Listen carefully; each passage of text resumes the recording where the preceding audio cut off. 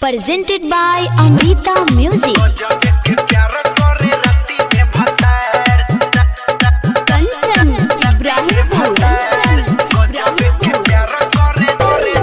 मुझे नहीं कुछ कह देता यार पार, मुझे नहीं कुछ कह देता यार पार।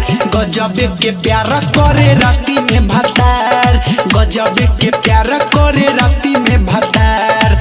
सजल सवरल बा कह देता बेकार, सजल सवरल बा कह देता बेकार। गजब के प्यार करे राती में भतार, गजब के प्यार करे राती में भतार। गजब के प्यार करे राती में भतार, कंचन इब्राहिमपुर।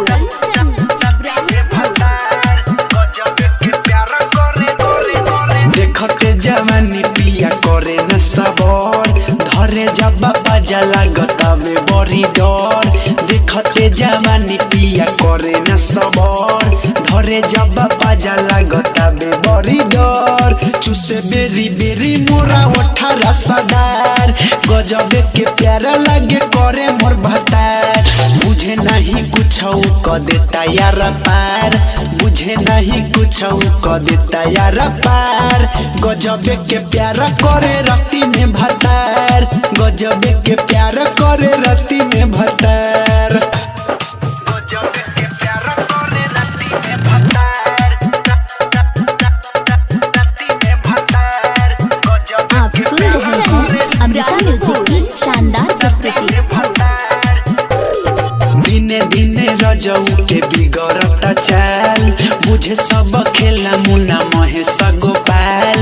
दिने दिने रजऊ के बिगड़ता चाल, मुझे सब खेला रवि कमल गोपाल। अवधे सकेला सुनी कहेला बेकार, गजब के प्यार करे राती में भतार। बुझे नहीं कुछ कह देता यार पार, बुझे नहीं कुछ कह देता यार पार। गजब के प्यार करे राती में भतार, गजब के प्यार करे राती में भतार। Presented by Amrita Music.